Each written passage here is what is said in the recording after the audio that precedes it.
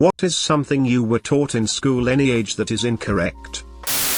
In preschool, we were told that our gingerbread man snack for the day had walked off.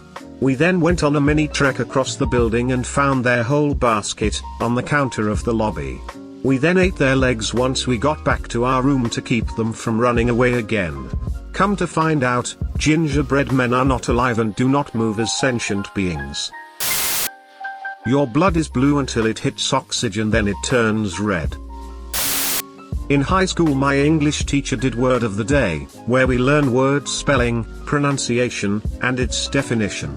I was taught that the word Q is pronounced qui. Said it incorrectly until college. Sigh. That different parts of the tongue taste different tastes. We were told that birds were very clever for not getting electrocuted on power lines. Why/how? We asked. Just because they are really clever. I remember a teacher saying that the Empire State Building was the tallest building in the world. This was in the 90s, when the Sears Tower was the tallest. We lived near Chicago, too. This is an apparent rule in English class that is totally false. It goes I before E except after C.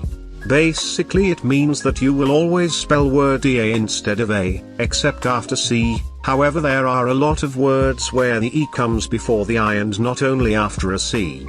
There is a perfect example of this being false. My 7th grade science teacher taught the class that all fish breathe fresh water, completely disregarding all the fish in the sea, and gave me a detention for pointing out that some fish breathe salt water.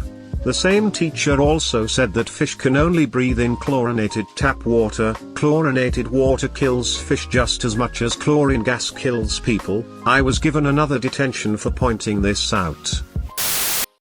Virginity is a real thing that determines your worth, and having sex makes you a bad person who will fail in life. _and I is correct. _and me is never correct. I still find myself accidentally, incorrectly correcting myself by switching to and I when and me is the correct usage. The mitochondria is the powerhouse of the cell. I learned recently that this is in fact not true.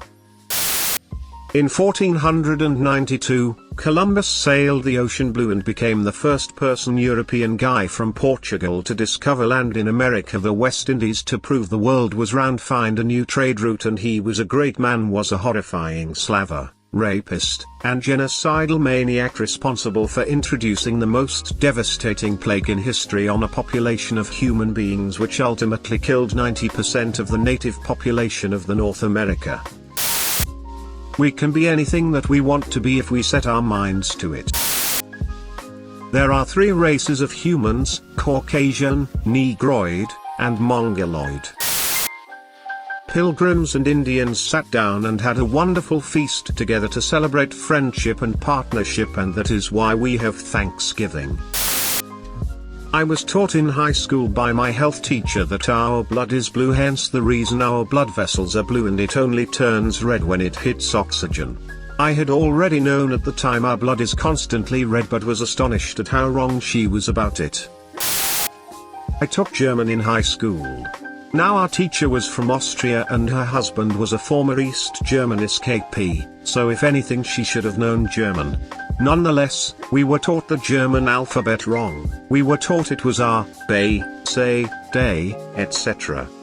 It's not that at all. The German alphabet is A, B, C, D, etc. So why someone, who definitely ought to have known better, taught us wrong, is beyond me. That human blood is blue. Never believed it due to my mother being a med tech. Would frustrate me so much when teachers would blabber that nonsense. Had a math teacher in high school that insisted consonant was consonant. Drove me nuts.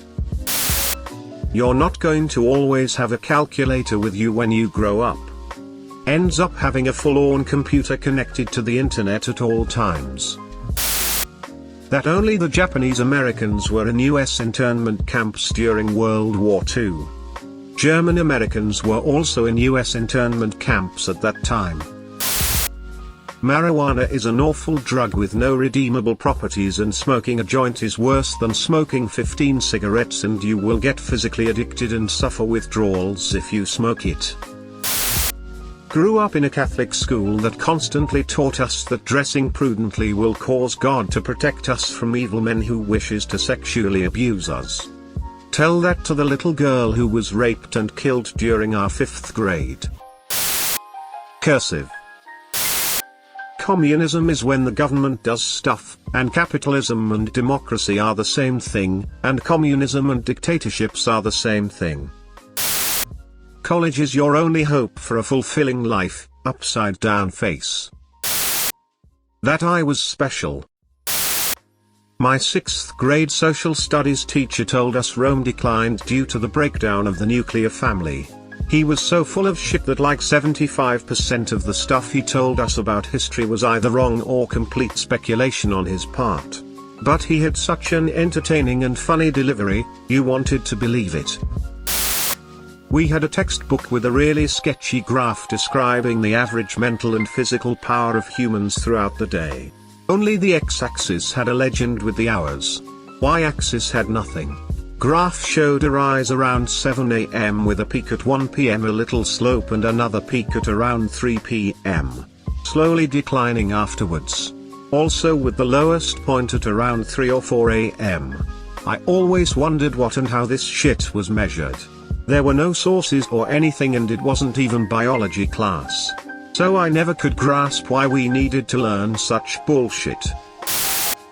In FL they taught us that Christopher Columbus discovered America.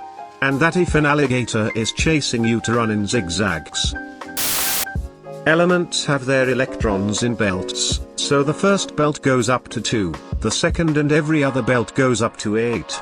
So silicon has 14 electrons, it's 284.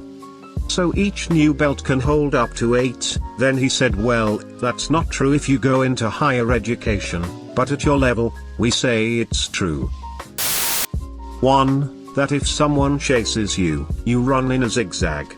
2. Christopher Columbus was a great guy who discovered America and we should celebrate him. 3. That I would succeed in life because I was gifted. 4. No, don't stress about your future, but also pick these classes that may determine what college you get into, which subsequently determines your job and quality of life in a few years. That my high school days would be the best days of my life, and what happened there would define the rest of my life. I laughed my ass off then at the sheer stupidity of it when I was told that.